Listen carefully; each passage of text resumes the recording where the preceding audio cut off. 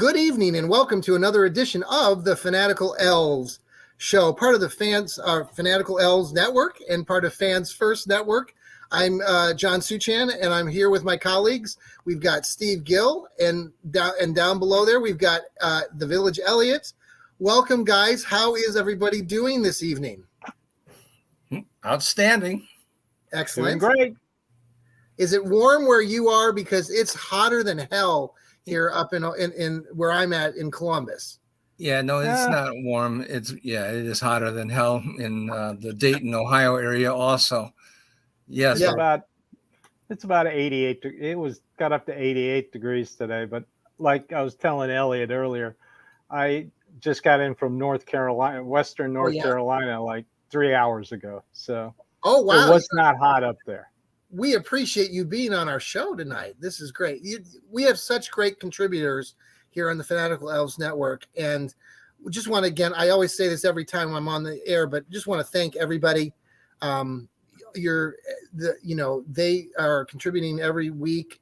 Elliot had a great show earlier today with the left guard, Joel Cade, and they had their special guest, Randy Gurzy of Dog Pound Daily, and just some fantastic material there. I'll save that for hopefully people will tune into that show. We're also doing a special this week and next week where we are giving away 2 free tickets to a Browns Baltimore Ravens game.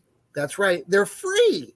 All you have to do is listen to our podcasts this week and next week. And we have several shows. We have this Fanatical Elfz show. We have the Browns Blitz with Rod Bloom coming on tomorrow. We've got Elliot, who does his show earlier today with Joel Cade, the football, philosophy, and rocket science. And earlier in the week, I had the Johnny Cleveland podcast, which I host. So we are keeping busy. But all you got to do with this trivia game is you just have to tune into the shows, and we're going to share out the trivia question about halfway through the podcast. If you know the answer, we need you to email elfznetwork@gmail.com. Elfz that's an ELZF. No. Come on, spell it right. ELFZ. With a Z, elfznetwork@gmail.com. So please send us your answers. We're getting answers. We're putting your name in a hat. And so like, I think Joel figured out the math the other day and said, if you listen to all of our shows, that you could get your name in the hat like 10 times and have a really good opportunity at getting those 2 free tickets to the game. That game would be played in week 4. It's in early October against the hated, dreaded Baltimore Ravens, the Ratbirds. Okay. But you don't get, if you put it in 10 times, you can't get 20 tickets, though. You only get 2. Is that right? Yeah. Yes, okay. But so it is kind of a ripoff. Yes, Elliot, but still 2 tickets to the Ravens is pretty good. You have to admit that.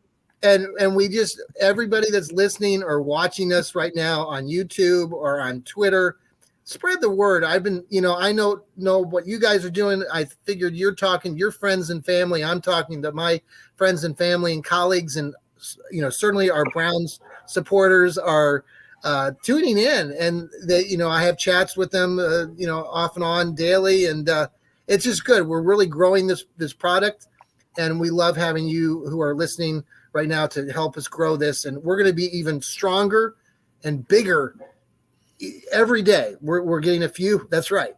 So, all right. So the Browns are finishing up OTAs. I don't know if today was the last day or not, but in the news, there's been DeAndre Hopkins has been in the news since last week.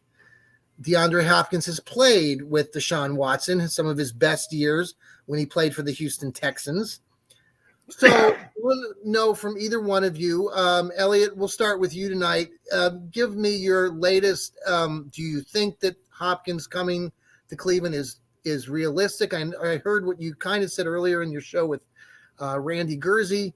Where are you at with Hopkins, and what do you think is going to happen? And there is no cap. Just throw that out there to you. Oh, please. Yes, there is a cap. It is important. It is very difficult to balance the books, not only this year, but 2024 is going to be a challenge as well. It is complicated. And, Randy says, oh, but the New Orleans Saints did it. And I think, yeah, but it was a miracle that they got their team to work, with Andy Dalton as the quarterback. And it's not like it was easy to win under those conditions. Yes. But yeah, I think it is realistic that DeAndre Hopkins could wind up with the Browns. It's not for sure that he will. Mm-hmm. But the Browns do have a cap room that could be used to bring him in. It's, you have to understand that it's not a slam dunk that he's going to get 1,400 yards at this point in his career either. It could backfire on the Browns that he's only had like 700 and 400 some yards the past 2 seasons. And I looked at his stats, and it looks to me like he's been productive when he's been on the field, but he has not been on the field as often as he was when he was younger. Yes. And on the other hand, he's not the quote unquote speedy wide receiver that everybody always says the Browns need. And every time I hear that, I want to throw up. You already got your guy. You got Anthony Schwartz. So all you guys that are crying for speedy wide receiver, you have your man. So you should be happy. Well, but the new veteran, he's good when this guy, DeAndre Hopkins, is slower than molasses. And that's not what makes him great. What makes him great is that he can catch footballs and he can pry the football loose from a defender. He's a 4-5 guy. He's not a speedy wide receiver. He's a guy that can catch footballs, run patterns, and take it away from the defender. And that's why I think that he will still be effective, even though he's 30 years old. Mm-hmm. And I believe that he has not had any injuries that are expected to linger. I think it's a good investment. And I think the other teams also have loaded up because he was a late release due to what? Salary cap reasons is the reason why he got released. Yeah. And so he's available, and he'll be, a luxury addition to whoever picks him up. And I think that the Browns probably have about a 1 out of 3 chance of being the team that lands him. Which is a pretty high percentage. I mean, yeah, it's a pretty high percentage. And I think he would be one of the top 3 guys that would be on the field for the Browns. I think. Yeah, no question. The agent he had this secret sort of, and I forget the guy's name. He was a non-certified agent, but now he's changed again. Hopkins has this last week to a guy that I think is representing several Cleveland Browns players as well. Steve, what are your takeaways this last week, and where do you think things are at? Do you agree with Elliot that they're 1-3 shot right now? No. Okay. Josina Anderson tweeted earlier this evening that Hopkins is looking for OBJ money. Okay. And right now, and you got to consider the cap because it's a business. They're at 4.8. They're going to get 8.9 tomorrow. Right. Is that so tomorrow? Okay. Put them a little over 13. And yeah, they are, Elliot. They're going to get 8. OBJ money is 1 year money spread out over 5 years. You don't need to have that much money in this fiscal year to sign him. You need to keep about 8 to 10 million during the year to how much money do you actually need to sign him? How much money? Yeah. How much money did it take to get? That's true. Conversely, now that the Smith contract is out. Yeah, which is a 2-year deal with 3 voidable years to stretch out the bonus. I mean, he's only going to get like $1,032,000 the first 2 years, and his cap hit's only like $3 million. So if they're dealing with upfront cash, Jimmy Haslam will pay that. He will do that. But you're going to have to stretch it out over years. But I personally, I don't think they need it. I really don't. I would put it maybe 20% chance that they sign him, and that would only depend on his relationship with Deshaun Watson. He does Right. have an excellent relationship with Deshaun Watson, but you're going to have to trade somebody. Do you think that by tomorrow, or like tomorrow is Friday, is like when like we should probably know? Or do you think I don't think it's necessarily that quick, but I think what will have to happen is probably the teams that everybody wants to know what they're going to do is like Kansas City and Buffalo. Well, Buffalo's already backed out.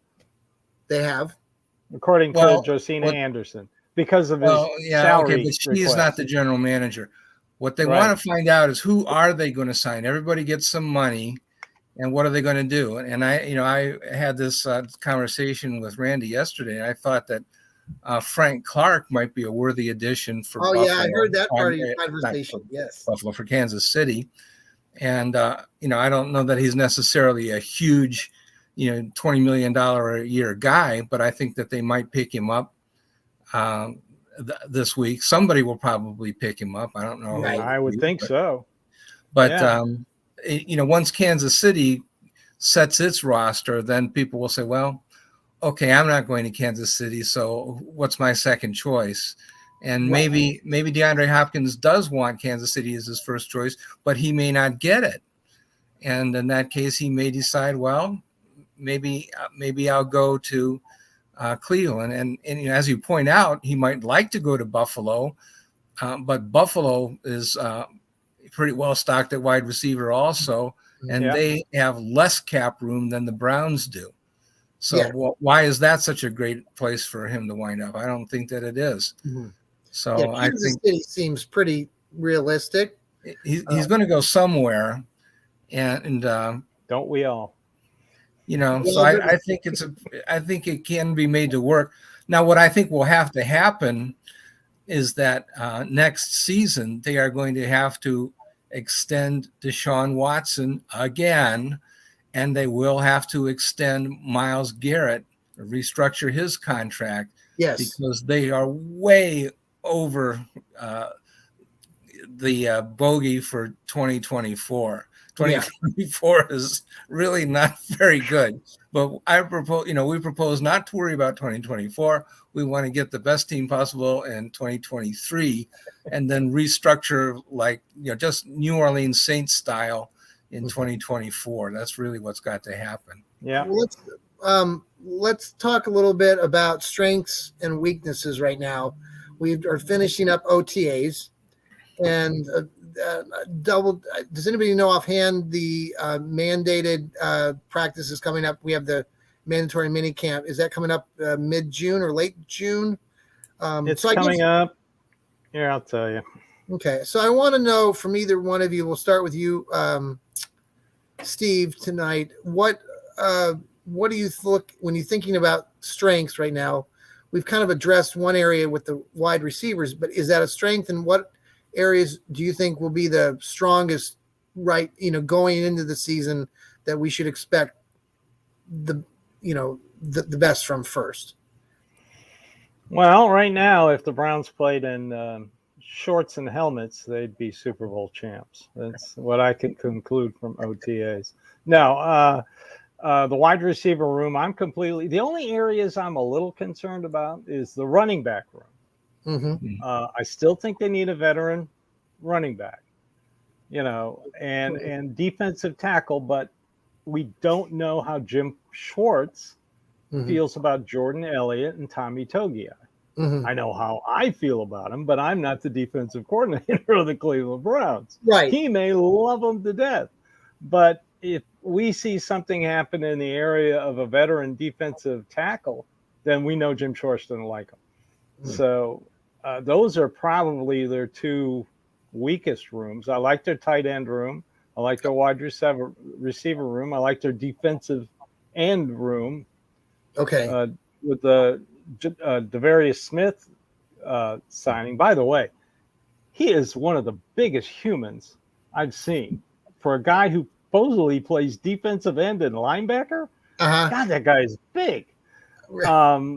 I think they've shored up the secondary with the safety, which was a concern until they got McLeod. Mm-hmm. And I'm happy with their their corners. And of course, their offensive line, still question marks at the tackles with Jed Wills and Conklin's injury history. I'd feel better if, and I like DeJuan Jones, but I'd feel better if he wasn't the fourth tackle. Right. Right.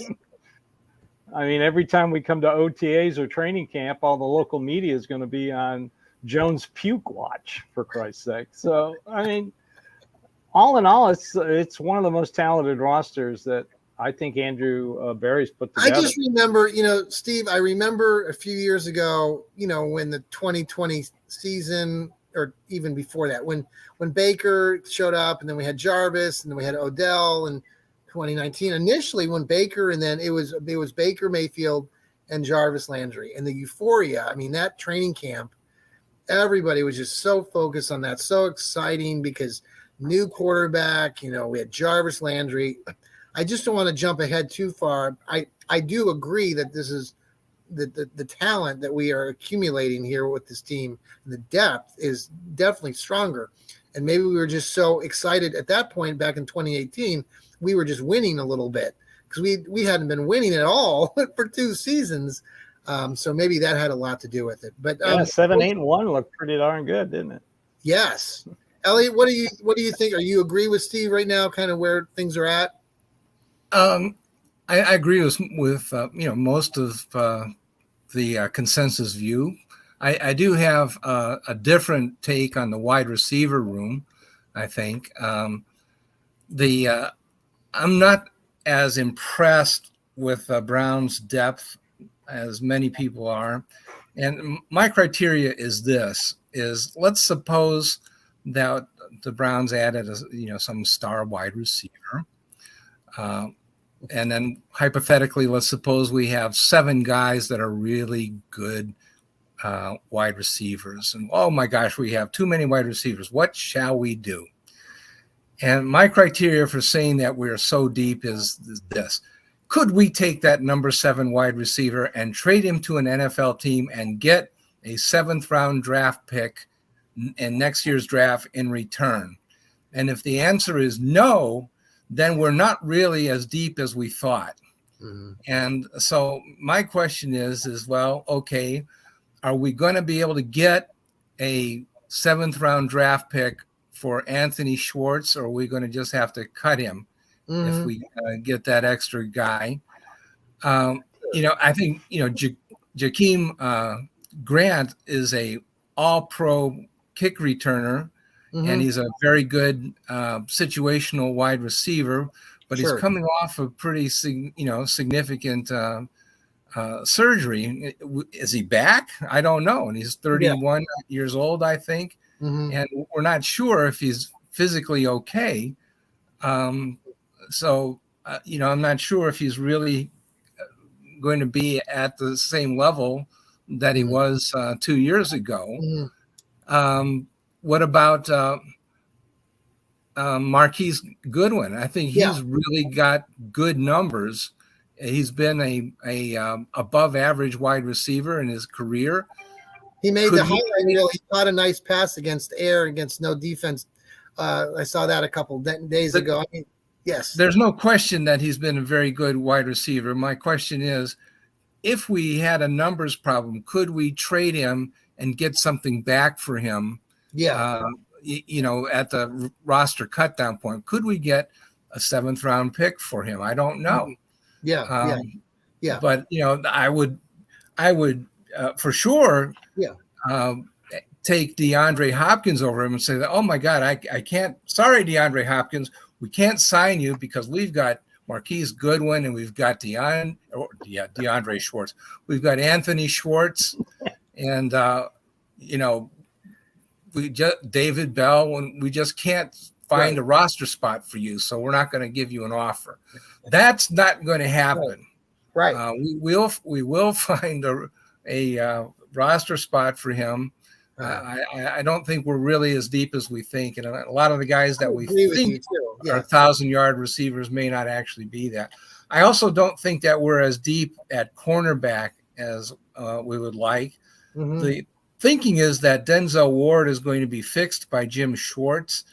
But I don't know. I don't know what was wrong with Denzel Ward. He's an amazingly talented player, but he I think was. Denzel Washington could play better than Denzel Ward on some. Yeah, I think so. He was, like just guessing on routes last year, and he got fooled so many times. And I'm wow. I mean, right. Wow. What happened to our all-pro cornerback? I don't know. Yes. And then, Martin Emerson might be our best cornerback. Yes, I agree. And I the Greg Newsome stories too, and I've mentioned a little bit on my one podcast, just the idea that, he changed agents and said he didn't really want to be traded. But this, the topic that came up about extending him or that the Browns going to, I think that came out where, maybe not. And he hasn't lived up to the billing. It doesn't quite feel exactly right. He has tremendous talent, but you don't really get the idea that he's coming out to have a career season this year, do you? Right. No. Hey, we're going to go ahead and take a quick break. And then when we come back, we're gonna do a little Browns trivia. What? We're going to do a little good. I'm tired. That's right.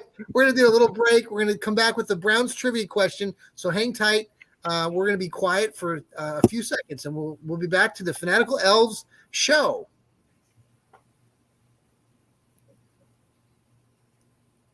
Okay, we are back. We are the Fanatical Elfz show, and this is our. We've got a great. We've been talking about Hopkins tonight. We've been talking about the Browns' strengths and weaknesses, and we're on to the portion of the show that we've been talking about this last week with our podcasting. We are giving away 2 free tickets to the Browns versus Baltimore Ravens game in October. All you've got to do is answer these trivia questions in each one of our shows, including tonight's show, and I'm going to give you the question here.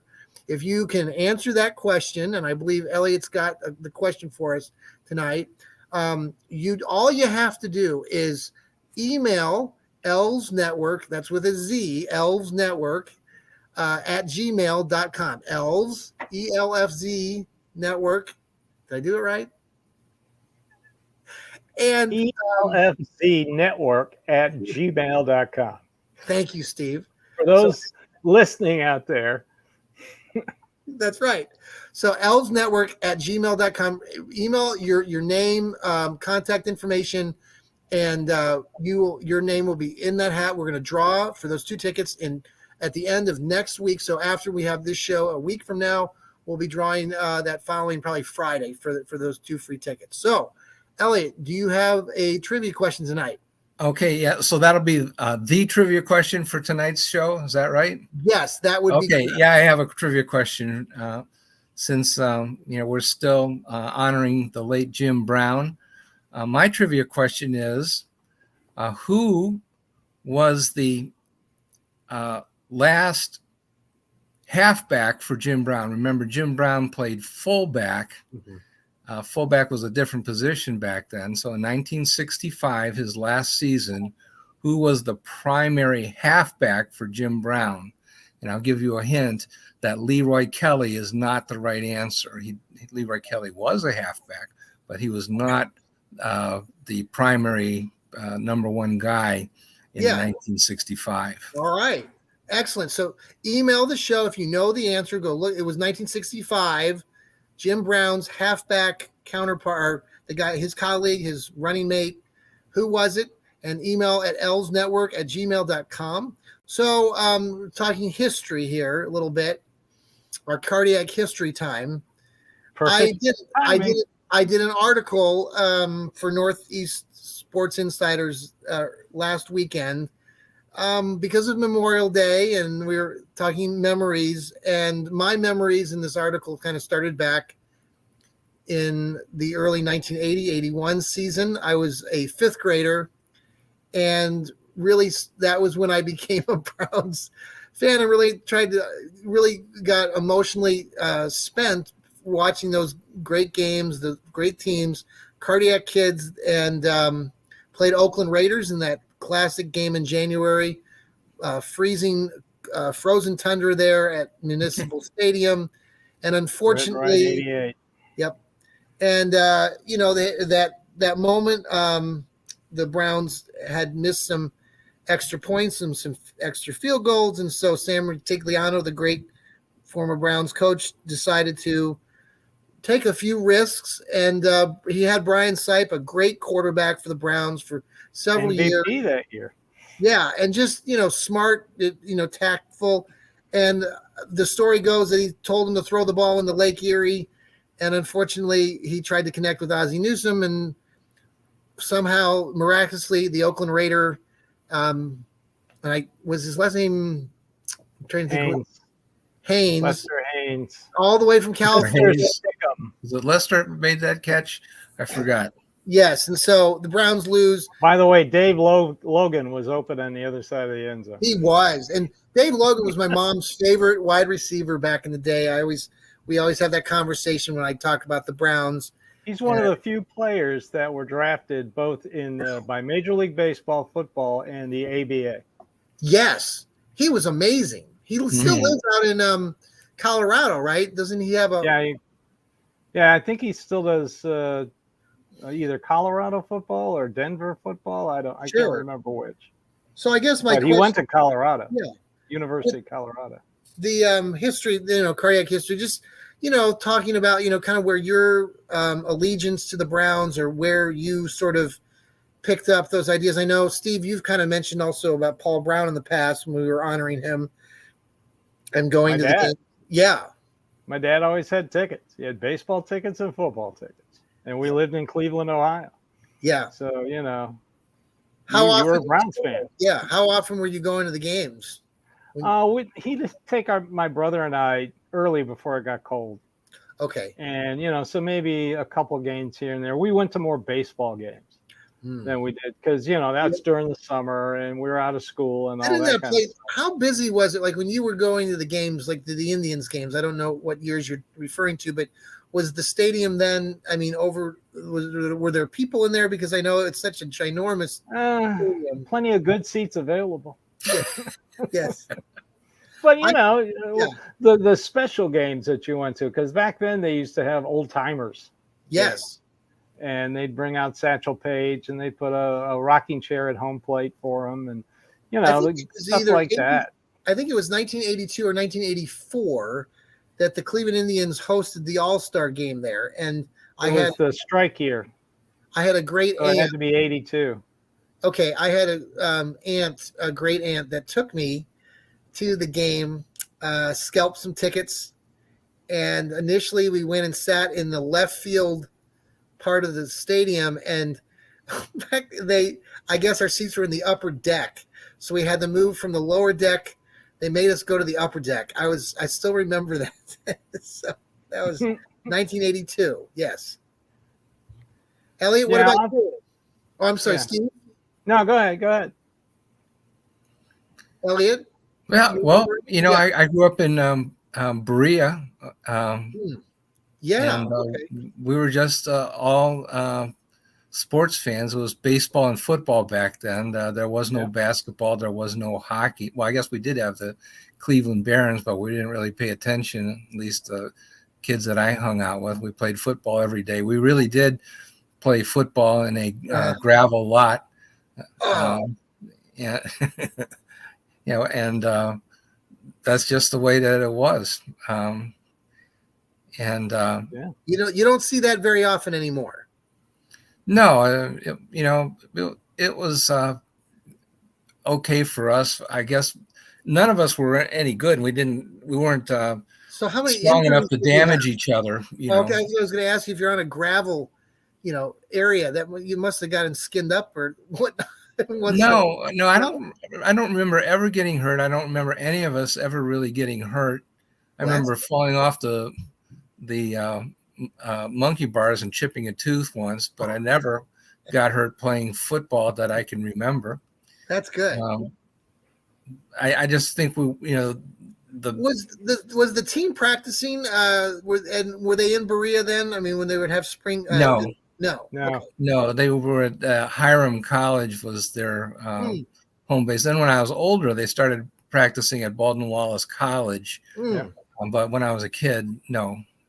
Okay. Now it's like Bree is like this big thing. Like, people. Yeah. Now it's a mile from where I used to live. Yes. Oh, wow. Yeah. But not then, not when I was there. Well, excellent stories. Thank you for sharing. So we're just switching a little, kind of finishing up things here tonight. Did you know segment, we've been talking about these Browns tickets. The Browns they're the 2 free tickets to the Ravens game. And so I was doing some digging on that series. And unfortunately, it's very depressing as a Browns fan. In 48 tries, 48 attempts, the Brownies have only won 13 times. And it took them until, was it the 2004 game? That was one of our trivia questions earlier in the week. So if you want to email the show, part of that trivia question was, who was the quarterback that helped the Browns win that home opener in 2004, veteran quarterback that the team brought in for a year? I know the answer. Yes. Please email the show at elvesnetwork@gmail.com.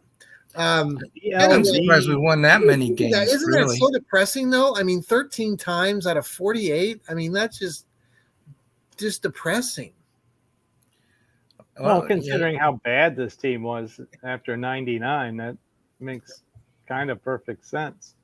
I mean, what's their record been the last, I don't know, 5 years? It's improved. Yeah, if you were to just look at it from that, yeah. That is very true. They should have beaten the Browns last year. They did beat them. We beat them. We beat them here, but we should have won in Baltimore. You held Lamar Jackson to under 200 total offensive yards. Right. Campbell, the tight end, didn't have a catch. Right. And I think they got, I can't remember how many turnovers they got, and they still lost. Right. Right. Oh, well. Well, we move on. You either one. It's not easy being us. No. Is there anything you'd like to share tonight as far? Did you know about Browns' recent or history tonight? Either one of you. Steve, you got anything tonight? Piggyback off the trivia question. Yes. Why did they call it the quarterback, the halfback, and the fullback? Because the quarterback was a quarter of the way past the line of scrimmage, the halfback was halfway back, and the fullback was all the way back. There you go. That's easy. Positional names. Football's such an easy sport. I coached middle school boy. That's a really middle school football. Think about it. Think about it. That's why Jim Brown was a fullback. Right. So what do you call it? I mean, we don't really have a fullback. I mean, Chubb, well, he would be considered a fullback, right? The way that he's positioned on the field. I mean, he's 10 yards behind Deshaun Watson. Well, now it's all different. Well, that would be a tailback, primary blocker. Well, I know he's a tailback. I'm just saying, but you don't. Right. It's just back then. That's how they thought of it. But they had a lot of it was not they had the T formation, of course, but they also ran the single wing. And so they had different ideas about who should throw the ball and who should. Well, the single wing. So, Ellie, that was like when Jim Brown was playing. I mean, didn't they run the single wing with him? And that was like what I've read. No. Well, they might have run it, on occasion, but that was not the primary. Okay. I think more of Frank Gifford when I think of this thing. Pardon? Frank Gifford. I think more of Frank Gifford. Well, I don't know. I think the single wing really went out in the 1950s.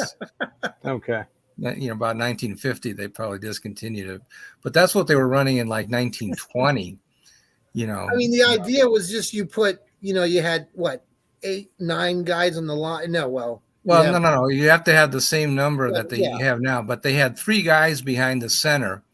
And the center would hike it to one of 3 guys, and you didn't know which of the 3 was going to get the ball. Yes, it's just the wildcat formation, really. Right? And you've seen it. I've seen that played out still in middle school. And I would say that it's tactically sound, even The real problem with it is that your quarterback is going to take hits, just like your halfback, your nominal halfback, and nominal fullback, your two running backs, and the quarterback. They all get hit at some point during the game, and so from a team building standpoint, it doesn't make sense to do that. You can't have your expensive guy get hit like that. You just can't do that. But tactically, I don't think there's anything wrong with it.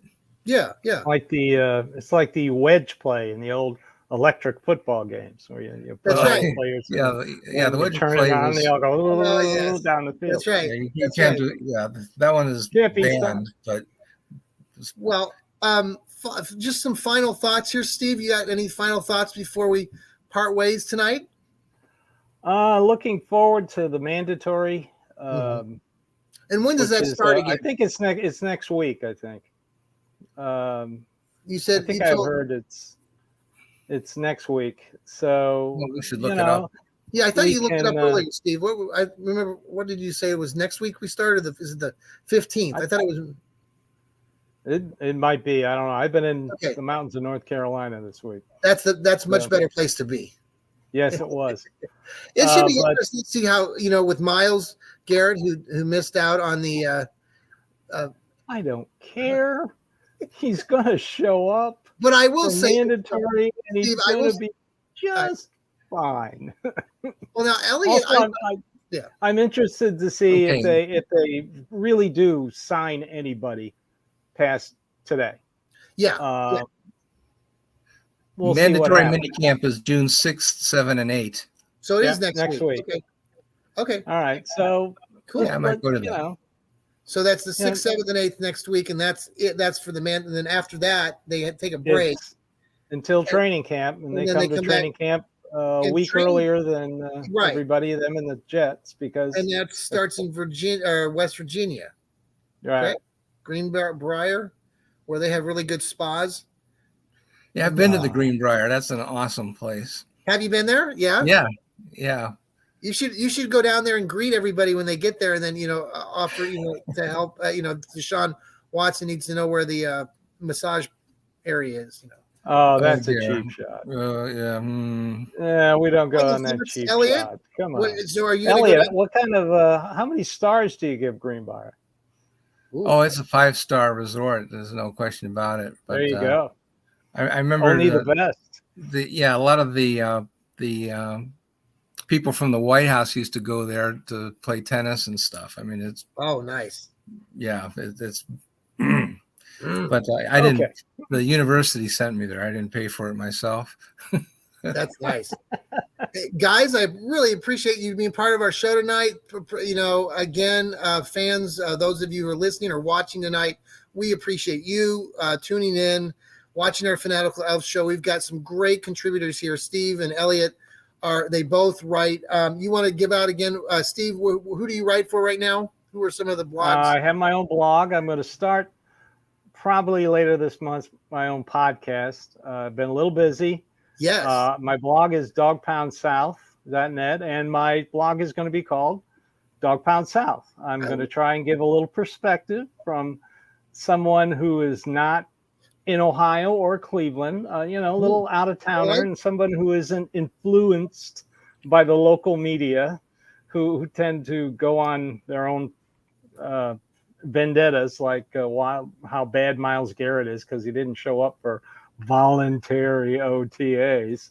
I mean, guy's got a bad toe from that fake Pro Bowl thing, where next year you won't participate in the sack race. Darn.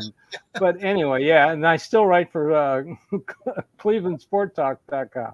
Yeah, and I really want to, again, I've been giving shout outs to Cleveland Sports Talk. They've been really supportive in helping us get our podcast out there and in social media world. So we want to thank them and Zach, who helped run that. So Elliot, you want to share out a little bit again? Who do you write for, and where can people find you? Oh, I write for Dog Pound Daily, mainly, a few other places, but just as freelance.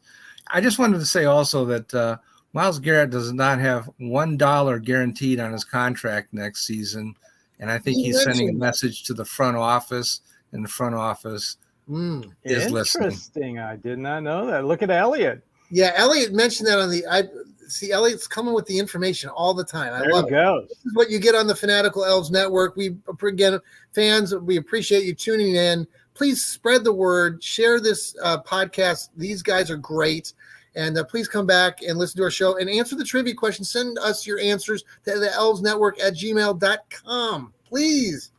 All Hey, right. send us your questions. We'll answer them on the air. Yeah, Yes, we will. Send this question. We would love to answer those questions. We love to We need answer. to We add like that to interact with you, your fellow Browns fans. Come on. Way to go there, Elliot. All right, guys, have a great. Thank you, Steve. Much thanks to everybody. Have a good night. And again, this is the Fanatical Elves Show. See you next time. Go Browns.